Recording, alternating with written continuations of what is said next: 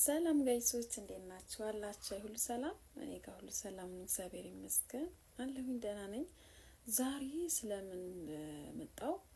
ብዙ ጊዜ የሀብታም ልጅ ነች፣ የሀብታም ልጅ ነው በሚል ሰበብ ወይም በዛ በሀብታም በስመ ዝና ወይም በዝና ብቻ በፋሚሊ ዝና ብቻ ያሉ ሰዎች አሉና ከባለ ሀብቶች ፋሚሊ ጀርባ የተጎዱ ቤተሰቦች ይኖራሉ። የተጎዱ እህቶች፣ ወንድሞች ሊኖሩ ይችላሉና እኔ ብዙ ጊዜ የሀብታም እና የስመጠር ወይም ደግሞ የሀብታም ቤተሰብ መባል አይነት ሰው ነኝና ምን ልላችሁ ፈልጌ ነው፣ የእውነቴን ነው የምላችሁ። ብዙ ጊዜ ሀብታም ፋሚሊ ውስጥ ተወልዳችሁ ወይም ሀብታም ፋሚሊ ውስጥ ኖራችሁ ብዙ ችግሮች አሉና ብትታመሙ እንደማያሳክሟችሁ ታውቃላችሁ። ሀብታም እህት፣ ወንድም፣ አጎት፣ አክስት፣ ያክስት ልጅ ምናምን በጣም ቦስ፣ በጣም ሀብታም፣ በጣም የድርጅት ባለቤቶች፣ በጣም የፋብሪካ ባለቤቶች ሆነው ነገር ግን ለእህታቸው ማይደርሱ፣ ነገር ግን ለወንድማቸው ማይደርሱ ባለሀብቶች እንዳሉ ታውቃላችሁ።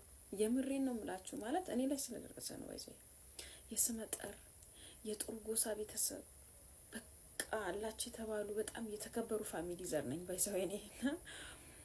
ጀርባው ግን ከባድ ብዙ ነገር ብዙ ምስጥር አለና ብዙ ጊዜ የስራ እድል ራሱ አታገኙም። አንዳንዴ ምልጥ ያለ ድሀ ይሻላል። የምሬን ነው የምላችሁ። ምልጥ ያለ ድሀ ከሆነ ሰው የሚያዘንላችኋል።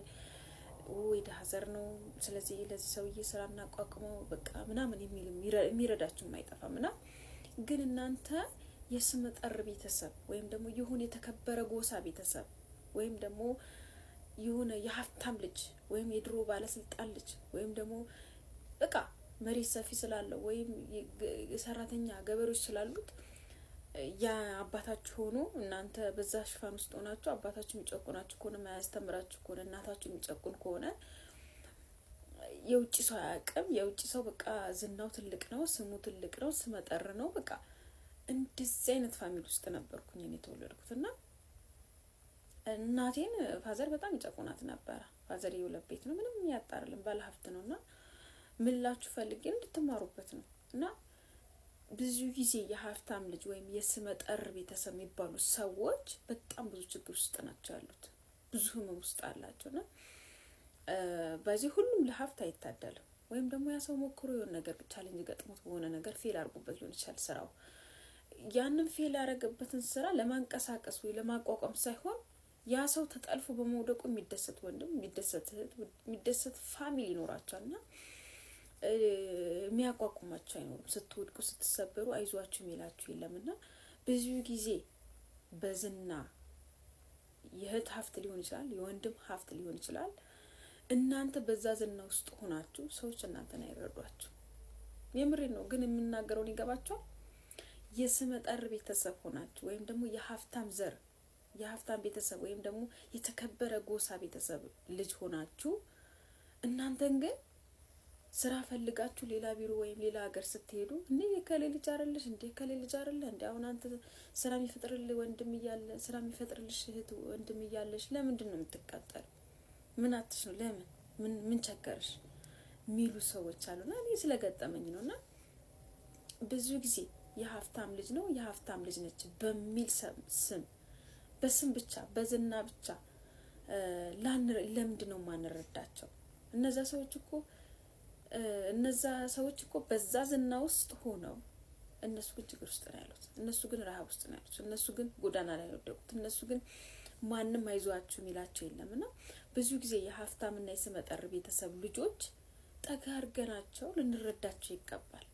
የስራ እድል ፈልገው ወደኛ ጋር ሲመጡ አይዞህ በቃ ስራ ነው ፈልገው እሺ ተቀጠርና ገባ በሉ እንጂ እንዴ አንተ የከሌ ልጅ አይደለህ እንዴ አንቺ የከሌ እህት አይደለሽ እንዴ ወንድምሽ ስራ ያስጀምርሽም ወንድም እህትህ ስራ አታቋቁም እንደዚህ የምትሉ ሰዎች ፕሊዝ፣ ያ የሀብታም ልጅ እኮ የሆነው በአባቱ ስም ወይ በእህቱ ስም በፋሚሊው ዝና ውስጥ ይኑር እንጂ እሱ እኮ ችግር ውስጥ ነው ያለው።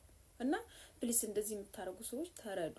እኔ ማንም አይረዳኝም ነበር፣ ግን የስመጠር ቤተሰብ ነው፣ ግን የተከበረ የጎሳ ቤተሰብ ነው፣ ግን የሆነ የባለ ሀብት ወይም ደግሞ የሆነ የጎበዝ አባቷ ጎበዝ የሚባል ጀግና የሚባል አባት ኖረኝ ሞተ።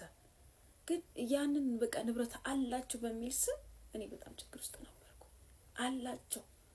አላቸው የሆነ የውጪ ዝና ብቻ የውጪ ስም ብቻ ውስጡ ግን ብዙ ነገር ያለበት ብዙ እንቆቅልሽ ያለበት ጥያቄ ውስጥ ነበርኩኝና ብዙ ጊዜ አንረዳቸውም ሰዎች። እውነቴን ነው። እኔ ምንም ነገር ቀርቶ ፍቅር ቢኖር ባይነኝና ፍቅር ቢኖር አንድነት ቢኖር በእውነት እምነት ቢኖራችሁ ይሄን ተራራ ወደዛ ሄድ ብትሉት ትችላላችሁ ይላል እግዚአብሔር ቃል እንኳንና እኛ ብዙ ጊዜ አጠገባችን ያለውን እህታችን አጠገባችን ያለው ወንድም ሳንወድ እግዚአብሔር እንወድሃለን ወይ ጌታ ይወድሃል እግዚአብሔር ሆይ ኢየሱስ ይወድሃል ብንል ከንቱ ነን።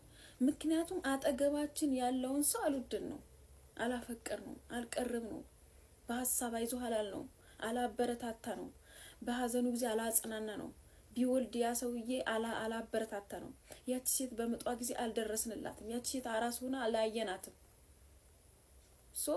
የፌክ ጾም፣ የፌክ ቤተክርስቲያን መሄድ፣ የፌክ መሳለም፣ የፌክ ቸርች መሄድ፣ የፌክ መጽሐፍ ቅዱስ ይዞ ማስመሰል፣ ሃይማኖት መጫወት እንደዚህ አይነት አክት ነው የዚህ ዘመን ሰው ማለት ነውና ወይም የዚህ ዘመን ፋሚሊ።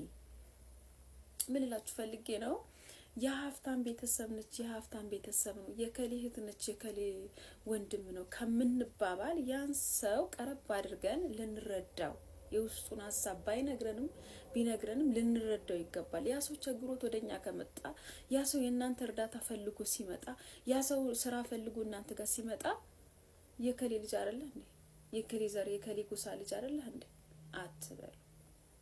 ያ ሰው ህመም ውስጥ ነው ያለው ወይም ያቺ ሴት ህመም ውስጥ ነው ያለችው እና አንዳንዴ ለሰው ውድቀት ምክንያት ለሰው መጽናናት ምክንያት ያድርገና ከባለ ሀብት ጀርባ ብዙም ባለ ከባለ ሀብት ጀርባ እውነቴን ነው የምላችሁ እህታቸው ሳይደርሱ ለሌላ ሰው ይሮጣሉ።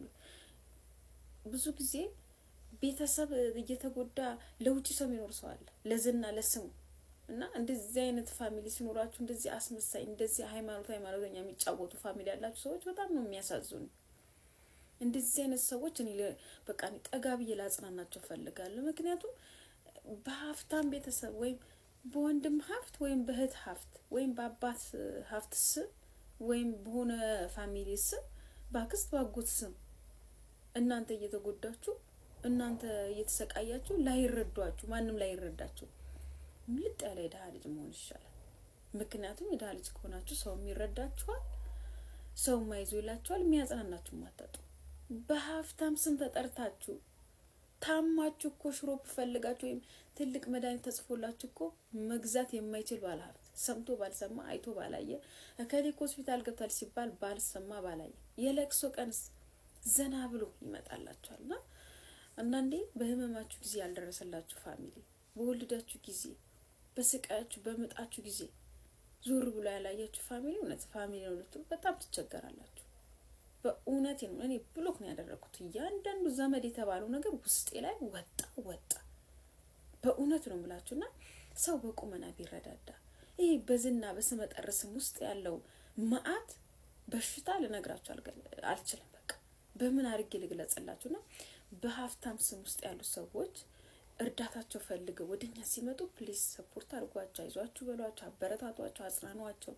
በብዙ ልባቸው የተጎዳ እህቶች ወይም ወንድሞች ልናበረታ፣ ልናግዛቸው፣ ልናቋቁማቸው ይገባልና በሚያልፍ ቀን ያልፋል እኮ የማያልፍ ቀን የለምና በሚያልፍ ቀን ግን እንበላላለን፣ በሚያልፍ ቀን ግን እንናናቃለን፣ በሚያልፍ ቀን ግን ሚዛን ያንዱን እናመዝናለን፣ ያንዱን የቤታችን እናርገና ፕሊዝ ሰው በሰውነቱ እንውደደው፣ ሰው በሰውነቱ ብቻ እንርዳው። እውነቴን ነው የምላችሁና ያሳዝናል። በስመጠር ቤተሰብ ውስጥ ያለ ጉድ፣ በዝና ውስጥ ያለ ጉድ፣ በስም ብቻ ያለ ጉድ፣ በጎሳ ብቻ ያለ ጉድ ምንነግራችኋል። ጀርባው ብዙ ቁስል አለ፣ ብዙ እንባ አለ፣ ብዙ ለቅሶ አለ።